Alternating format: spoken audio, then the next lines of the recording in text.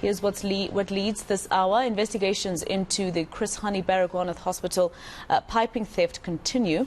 On Monday, an unidentified visitor gained access to restricted area and cut copper piping supplying oxygen to an ICU ward. At least 23 patients were affected, leaving medical staff scrambling to save them. Let's go to eNCA's Manqoba Mchunu, who's covering the story, and he joins us now live from Soweto at the Chris Hani Baragwanath Hospital. Manqoba, what have officials said so far? I wonder if you've been able to speak to the hospital itself or the CEO or somebody who can describe to you the scenes that unfolded on Monday. Almost not at this stage. We have been trying to speak to the CEO of this hospital. We have put in requests to have an interview with the CEO, but up to so far we understand that she is in meetings and would not be able at this particular point to speak to us. But what we do know, Masiko, is that it was quite a critical situation that unfolded here on Monday when those 24 patients had to be evacuated, that to be moved to a neighboring ward where, of course, they had been placed from Monday up until yesterday, when we understand they were then taken back to that ICU ward after the repair work had been completed. But what we do know, Masiko, is that there was a 10-meter long pipe that was cut on Monday. It's understood that this incident happened in the wee hours of the morning. It happened in one of the secure plants here in the hospital.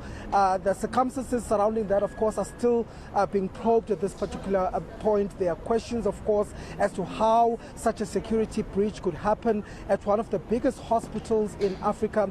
But to speak further on this, Masiko, we know, of course, that it was not an isolated incident. It was also an incident on Wednesday where more copper pipes were cut from another section that feeds highly pressured water into two of the surgical theatres. But I've got Jack Bloom from the DA just to speak further about this. Jack, thank you very much for your time. Of course, he's the Shadow MEC here in the province for health. Jack, let's firstly start with your reaction as the DA of, what happened here. It is quite shocking.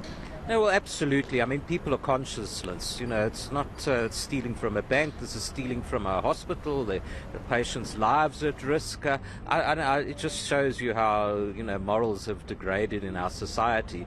But apart from that, I think we just need to look at the security issues at this hospital. Clearly, security failed.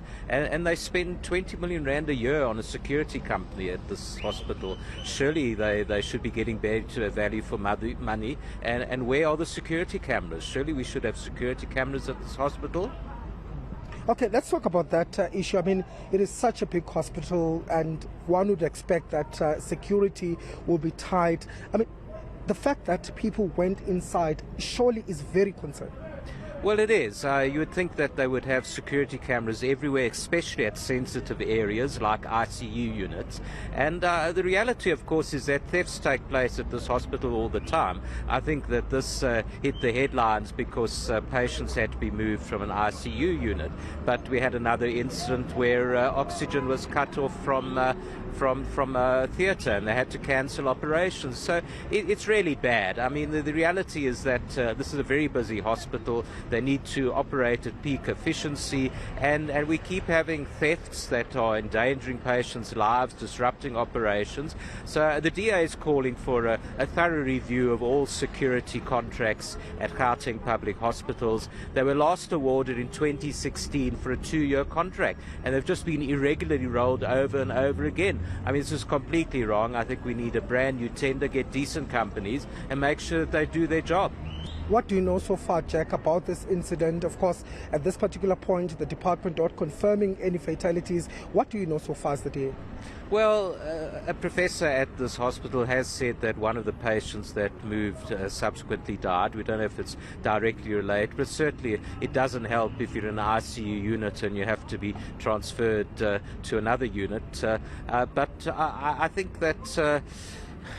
I think everybody's in despair at this hospital about the conditions that they work under. I mean, we'll have to have a full report from the health department, from the hospital, and what are they doing to stop it? We can't continue with thefts that disrupt conduct operations and endanger the lives of patients. I just hope that they can review security arrangements, and please, we do need security cameras. They are very sensitive areas of this hospital. I think that there was collusion. I think that it was an inside job because, how else do you get access to these areas? And I think they've taken advantage of the December holiday season because there's fewer people here and they think they can get away with it. I was just going to go to that point, Jack. The health department quite adamant that this was an act of sabotage, and this is what you also believe. Well, if it was an act of sabotage, what motivates people to do this? It could well have been deliberate sabotage, but I also think there was a theft element. They did take the copper piping. But earlier this year at the Manqoba Johannesburg Hospital, there was an act of pure vandalism, actually, where they took a computer part that's not of any real value to anybody, and the CT scanner was disabled, and that delayed the reopening of the casualty unit at that hospital for about a month. So what is it? What's going on? What grievances do people have? And why aren't we picking this up and, picking them up and charging them, quite frankly? Because the charge in this case shouldn't just be theft. It should be attempted murder and might even be murder itself, depending on what caused the death of one of the ICU patients. Okay. And is it concerning for you as the DA that, there are these security breaches that are happening in hospitals here in the province? Do you think there should be a larger investigation perhaps to look at the security issues at hospitals? Well, it was already found out by investigation that a lot of the security contracts were awarded corruptly in 2016, and they were only meant to be for a 2-year period. So you have to ask, why are these fishy contracts still rolled over and over, and why do we get such poor service? To pay 20 million rand a year for security at this hospital, you can get a small army for that. So what are we paying the security company? Are they doing their job? And why don't we have security cameras? So I think there needs to be a complete review, not just at this hospital, but at all our hospitals. We must see if there's not corruption, because that unfortunately is what we suspect with just about all the contracts with the Gauteng Health Department. We saw, of course, soldiers being roped in to assist at Eskom when there were incidents of sabotage. Do you think perhaps it's time that we consider, the deployment of soldiers here in Gauteng at hospitals in particular? Well, if you get soldiers in, it means that you've really lost complete control. We shouldn't be at that stage here. The Gauteng Health Department spends several hundred million rand a year on private security companies. We need to find out why they're not doing their jobs. So I really think that's the priority. And the fact that the Gauteng Health Department is not coming forward with more details of this, I think is very disappointing. They should be on the ball. They must tell us what they're doing about it, and make sure that patients and staff are safe at this hospital. Okay, thank you very much, Jack, for your time.